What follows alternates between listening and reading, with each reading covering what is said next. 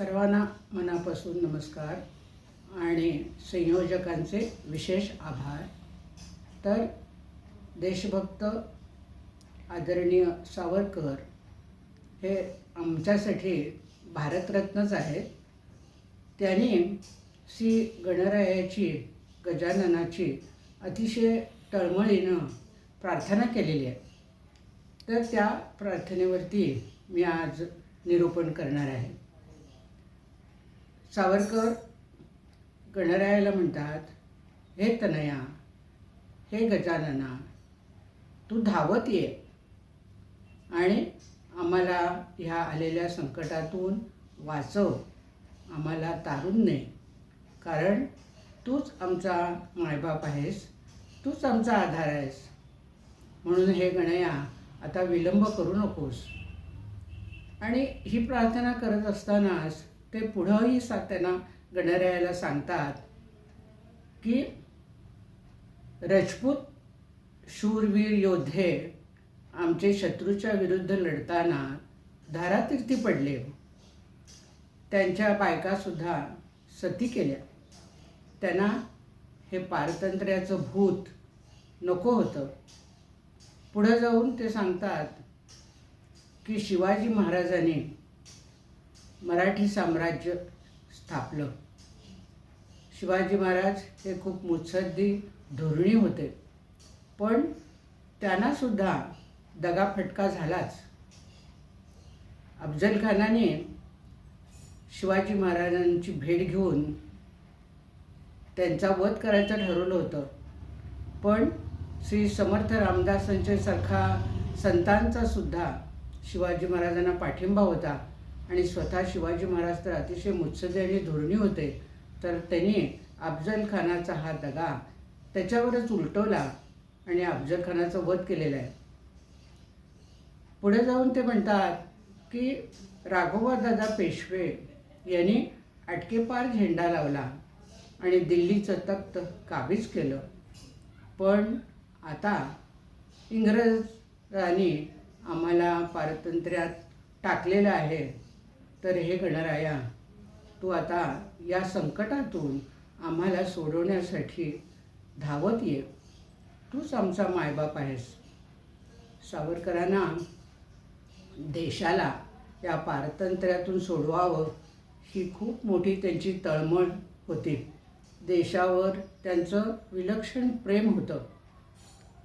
आपण सुद्धा ऐहिक गोष्टीसाठी गणरायाची प्रार्थना करतो, पण सावरकरांनी कधीही आयुष्यात ऐहिक गोष्ट देवाकडं मागितली नाही, तर केवळ आपल्या देशाचं भलं कसं होईल, देशाला स्वातंत्र्य कसं मिळेल, यासाठीच त्यांनी आपलं आयुष्य वेचलेलं आहे.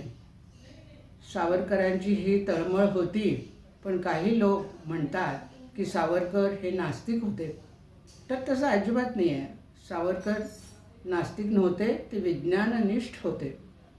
प्रत्येक गोष्ट बुद्धीचा कस लावून मग त्याचा ते निर्णय घेत असत आणि हिंदू धर्मातलं विज्ञान ते पाहत असत. म्हणूनच ते गाईला एक उपयुक्त पशु असं म्हणतात, कारण त्यांचं म्हणणंसुद्धा अत्यंत वाजवी आहे. गाय, तिचं दूध हे सर्वश्रेष्ठ आहे माणसासाठी, आणि तसंच ती शेतकऱ्यांना बैल पण देते. त्यामुळे तिचा उपयोग प्रत्येक तिच्या गोष्टीमध्ये आहे. आणि म्हणून ते म्हणतात की ह्या डोळस दृष्टीने विचार करा. सावरकरांनी आपलं सर्व आयुष्य म्हणजे जवळजवळ 23 वर्ष देशाला स्वातंत्र्य मिळावं यासाठी तुरुंगवास भोगला. सावरकर जेव्हा अंदमानच्या जेलमध्ये होते त्यावेळेला अत्यंत कठोर अशा शिक्षा त्यांनी भोगलेल्या आहेत. पण तरीसुद्धा या शिक्षा भोगत असताना म्हणजे ज्याची आपण कल्पनासुद्धा करू शकत नाही अशा त्या शिक्षा होत्या.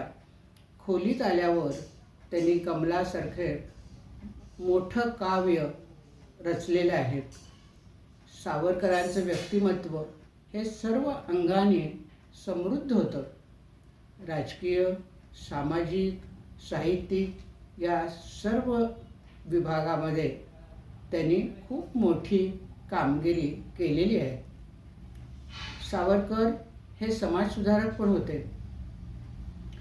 दलितांना पतितपावन मंदिरात सरळ थेट विष्णू लक्ष्मीचं दर्शन घेता यावं यासाठी त्यांनी त्यांच्यासाठी हे पतितपावन मंदिर रत्नागिरीत बांधलेलं आहे. अत्यंत सुंदर मूर्तींची स्थापना त्यांनी या दलितांसाठी केली. तर सावरकर हे जातीच्या भिंती तोडणारे होते. जातीच्या भिंती आपण निर्माण केल्यात. श्रीकृष्णाने तर सांगितलं आहे वर्णाश्रम. ज्याच्याजवळ बुद्धी चांगली असेल तो ब्राह्मण, ज्याच्याजवळ आरोग्य शारीरिक बल असेल तो क्षत्रिय. पण आपण हे न मानता या जाती केवळ पाहत आलो आणि म्हणूनच देशामध्ये नको तितका कलह माजला. सावरकर आपल्याला स्वातंत्र्य मिळावं यासाठी त्यांनी जे आयुष्य वेचलं आणि त्याच्यानंतर त्यांना खरोखर अशी तळमळ वाटायला लागली म्हणून त्यांनी गणेशाची ही प्रार्थना केली आहे. आणि पुढे जाऊन सावरकर म्हणतात, हिंदू हे एक तत्व आहे. हिंदू धर्म हा विशाल आहे, सर्व समभाव असणारा आहे. त्यामुळं इथं कुठलाही धर्म कमी लेखला जात नाही. सर्व धर्मांना सारखाच मान दिला जातो.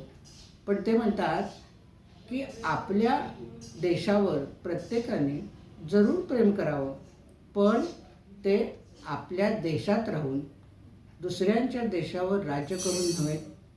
ही ती मोठी विशाल भारतीय संस्कृती आहे. भारतीय संस्कृती असं कधीच सांगत नाही की तुम्ही दुसऱ्यांचा देश काबीज करा. तर आपला देश कसा स्वतंत्र राहील, आपल्याला स्वातंत्र्य कसं मिळेल, आपण कसे अबाधित राहू हे एवढंच भारतीय संस्कृती जाणते. आणि अशा या भारतीय संस्कृतीने ज्या देवाला प्रथम मानलेला आहे तो गणराज, तो विघ्नहर्ता, त्याची प्रार्थना सावरकर मोठ्या तळमळीनं करतायत. आणि आम्हाला हे मायबापा तू आता धावत ये आणि ह्या पारतंत्र्यातून सोडव. तर अशा ह्या जाज्वल्य देशभक्त असलेल्या सावरकरांना कोटी कोटी प्रणाम. तसंच जे भारत मातेलाही माझे कोटी कोटी प्रणाम. मी जयश्री पटवर्धन, कागवाड, वय वर्ष 83, कर्नाटकात राहते.